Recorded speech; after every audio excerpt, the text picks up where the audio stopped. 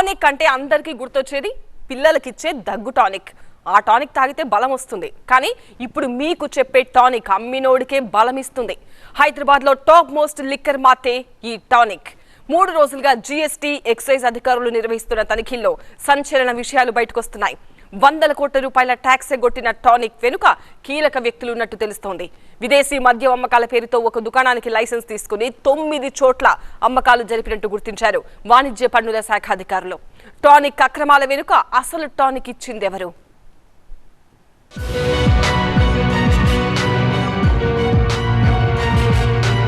Tonic marts పై కొనసాగుతున్న rides, వెలుగులోకి సంచలన విషయాలు. టానిక్ వల్ల ప్రభుత్వ ఖజానాకు భారీగా నష్టం. 100 కోట్ల ట్యాక్స్ ఎగ్గొట్టిన టానిక్ నిర్వాహకులు. 6 ఏళ్లుగా ఎక్సైజ్ డ్యూటీ ఎగ్గొట్టి కోట్ల రూపాయల విదేశీ మద్యం అమ్మకాలు. టానిక్ వ్యాపారాల వెనుక కీలక వ్యక్తుల హస్తం. టానిక్ అమ్మినోడికే బలం. టానిక్ లిక్కర్ మాల్స్ బాగోతాలు ఒక్కొక్కటిగా వెలుగులోకి వస్తున్నాయి. 3 రోజులుగా జీఎస్టీ ఎక్సైజ్ అధికారులు నిర్వహిస్తున్న తనిఖీల్లో సంచలన విషయాలు బయటకొస్తున్నాయి. గత ప్రభుత్వంలో రాష్ట్రంలో ఏ మద్యం షాపుకు లేని ప్రత్యేక అనుమతులు టానిక్ ఉన్నట్లు గుర్తించారు జీఎస్టీ అధికారులు. ప్రభుత్వానికి రావాల్సిన వ్యాట్ను ఎగ్గొట్టినట్లు తమ సోదాల్లో నిర్ధారించారు. ఇన్వాయిస్ బిల్లుల్లో వ్యాట్ రాకుండా సర్కారు ఖజానా సొమ్మును కొల్లగొట్టినట్లు తేల్చారు. విదేశీ మద్యం అమ్మకాల పేరుతో ఒక దుకాణానికి లైసెన్స్ తీసుకుని 9 చోట్ల అమ్మకాలు జరిపినట్లు గుర్తించారు వాణిజ్య పన్నుల శాఖ అధికారులు. 6 ఏళ్లుగా 100 కోట్ల రూపాయల వ్యాట్ ఎగవేశారని అంచనా వేస్తున్నారు. దీనిపై సమగ్ర విచారణకు ప్రభుత్వం ఆదేశించింది. హైదరాబాద్ జూబ్లీహిల్స్ లో టానిక్ పేరుతో ఏర్పాటు చేసిన దుకాణంలో విదేశీ మద్యం విక్రయించడానికి ఒక వ్యాపారి ఎక్సైజ్ శాఖ నుంచి లైసెన్స్ తో పాటు ప్రత్యేక జీవో తెచ్చుకున్నారు. 2016లో అప్పటి సర్కార్ A4 ఎలైట్ వైన్ షాప్ కింద టానిక్ కి లైసెన్స్ జారీ చేసింది. రాష్ట్రంలో ఏ ప్రాంతం నుంచైనా, దేశంలో ఏ రాష్ట్రం నుంచైనా రకరకాల మద్యం బ్రాండ్లను తెచ్చుకొని టానిక్ లో విక్రయించుకునేలా అనుమతులిచ్చారు. ఇక ఇక్కడి నుంచే అవినీతి బాగోతం మొదలైంది.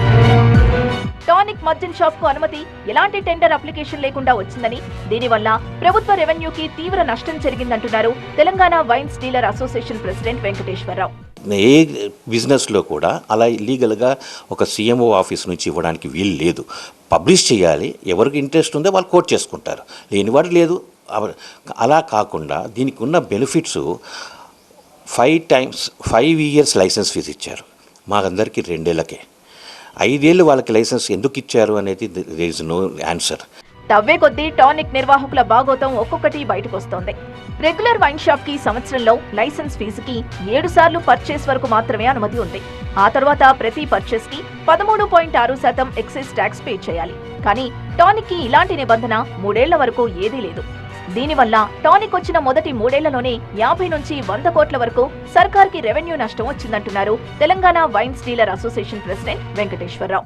ఎప్పుడైతే మాకు టర్న్ ఓవర్ ట్యాక్స్, ఏ టర్న్ ఓవర్ ట్యాక్స్ అంటే ఒక లైసెన్స్ ఫీజు మీద 7 టైమ్స్ టర్న్ ఓవర్ ట్యాక్స్ దాటంగానే మాకు 13.6% ఛార్జ్ చేస్తారు పర్ పర్చేస్.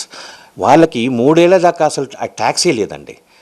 3 ఏళ్ల దాకా అంటే అందాజాగా 50 నుంచి 100 కోట్ల లోపల గవర్నమెంట్కి రెవెన్యూ లాస్ అయింది.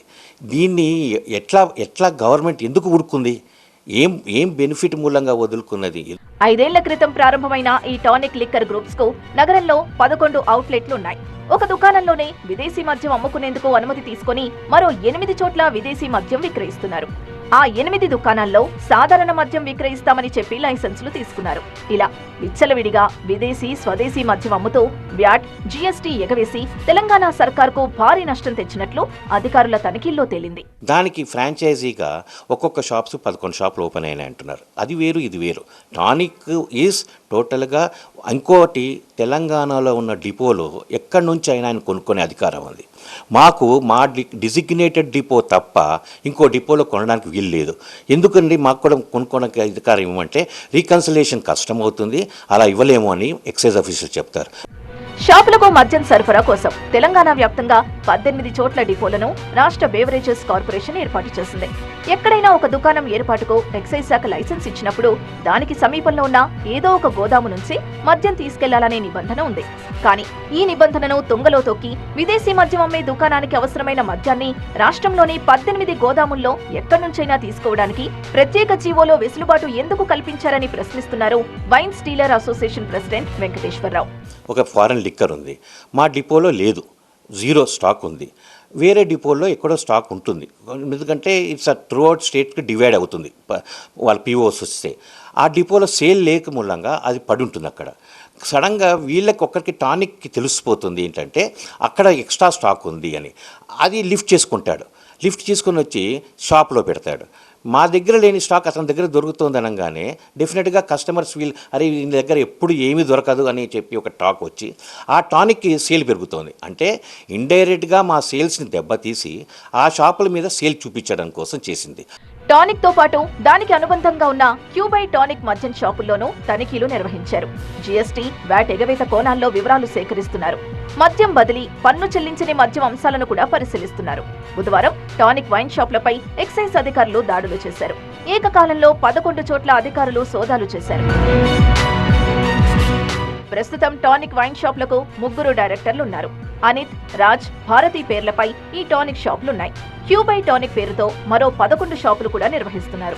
క్యూబై టానిక్ లో పలువురు రాజకీయ నేతల బినామీలో ఒక ఐఏఎస్ అధికారి పాత్రున్నట్లు గుర్తించారు.